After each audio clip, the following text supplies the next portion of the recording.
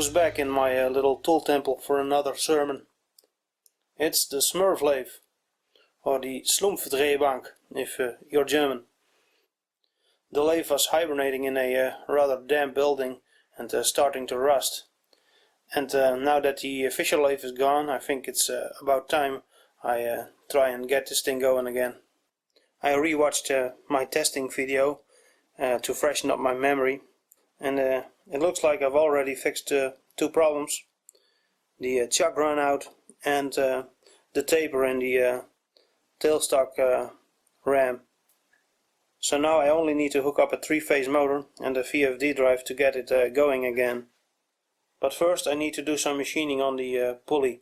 The groove doesn't really fit a V-belt, and that's why the belts that are on the machine now are so raggedy. I think originally this pulley may have used a round leather belt, and that's why the V-belt is fitting so poorly. It is bottoming out. It is also possible that they have already done some machining on this, because the outside here is larger than the inside. Anyway, let's take apart the headstock and see if I can machine a proper fitting groove in this pulley. The front of the spindle is thicker than the rear, so the spindle has to come out on the front. So I will start removing parts from the rear. And the first thing that needs to go is this threading mechanism.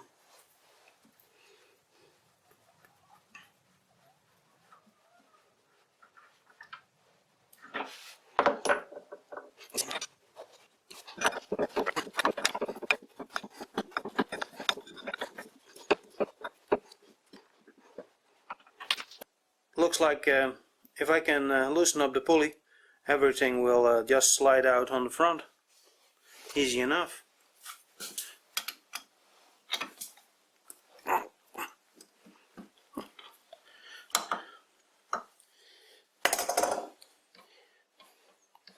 Well oiled.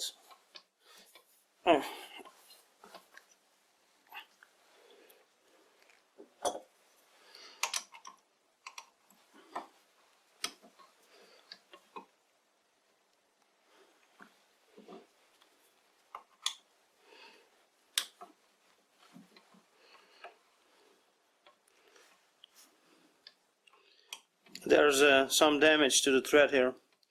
I will get a needle file and try to clean it up.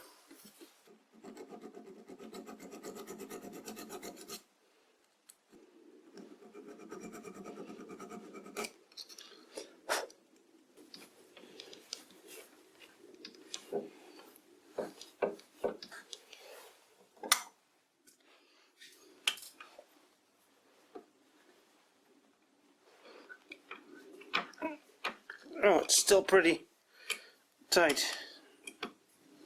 Yeah.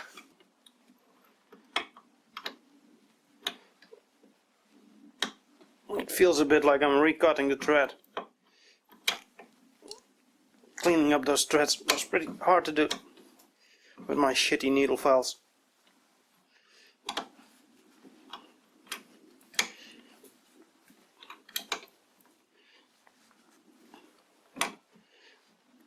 This isn't the right spinner.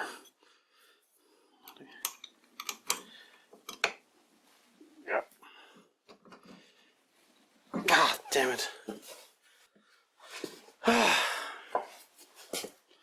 Always the same. Something that looks so simple becomes hard to do. I'm gonna get my grinder. I've done some grinding with the Dremel, and it looks like it's coming off.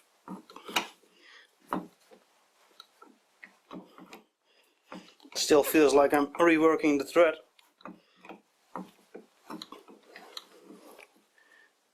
Very small hair-like chips here.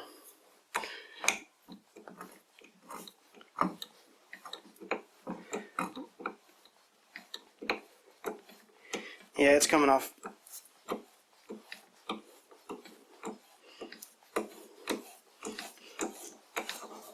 There it is. Victory is mine. But I got the pulley loose just by supporting it by hand and hitting it with the nylon hammer.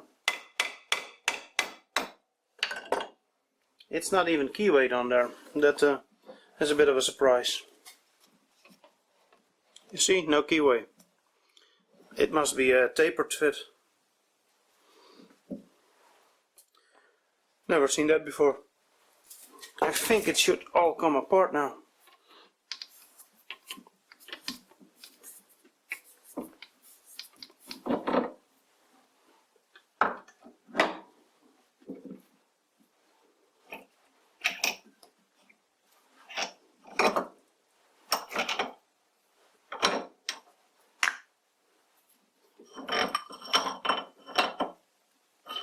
And there it is.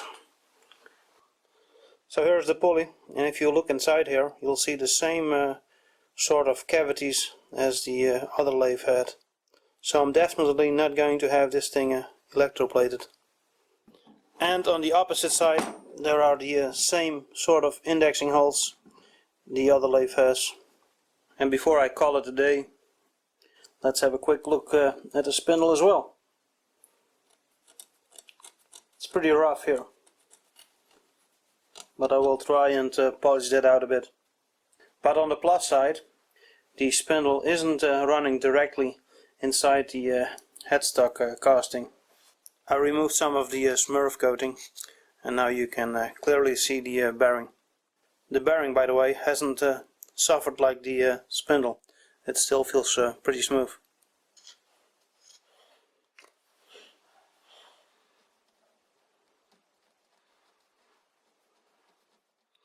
There is some damage on the rear, but it's better than the front.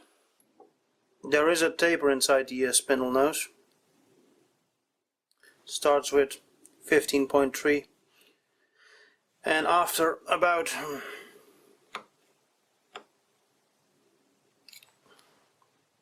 almost exactly 35mm there is a ridge. The hole itself goes much deeper, maybe even up to the rear bearing.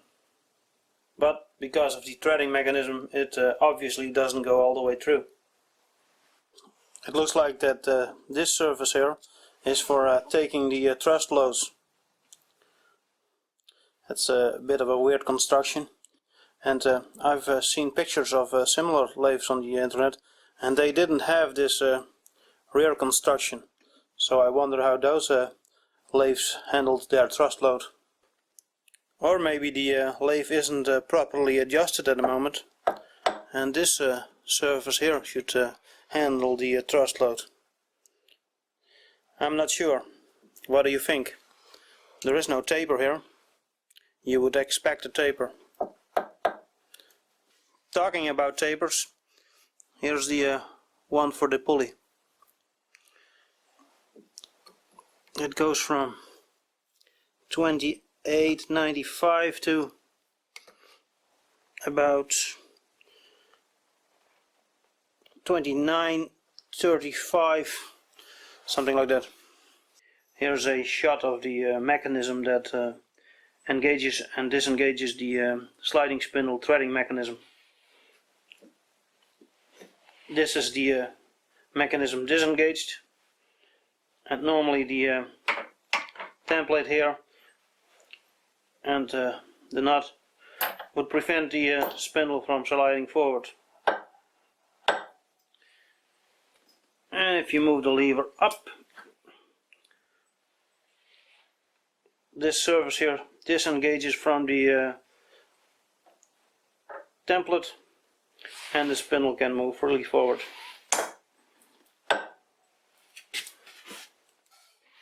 Anyway, I think you get the idea. I'm done for today because I'm freezing my nuts off here. To be continued. Next video I'm going to modify the cone pulley so I can fit a normal V-belt.